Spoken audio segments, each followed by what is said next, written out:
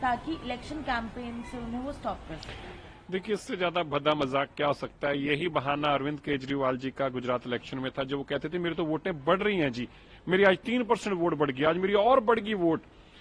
अब 5 स्टेटों की इलेक्शन आ गई, तो बोले मेरे को इसलिए बुला रहे हैं कि मैं कैंपेन ना कर सकूं, नोटा से कम वोटें आई।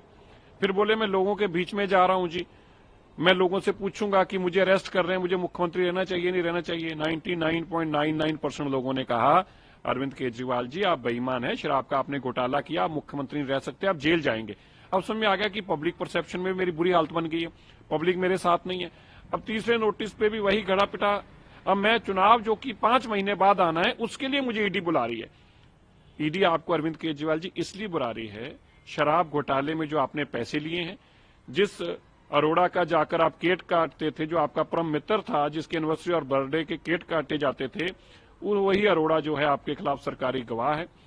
नायर जो आपका नजदीकी साथी है, वो फोन पर सबसे बातें कराता था, उसकी चैट सबके बीच में है। 350 करोड़ रुपए की ट्रेल का हिसाब सामने है, और जहां जहां पैसे अरविंद केजरीवाल जी ने दिए हैं उनका हिसाब है।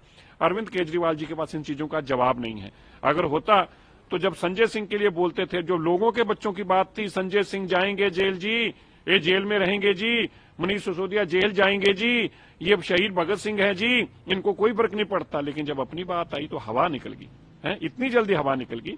सच्चाई ये है कि जो पैसा लूटा है उसका हिसाब देना पड़ रहा है, लेकिन इस भारत के कानून के हाथ बहुत लंबे हैं।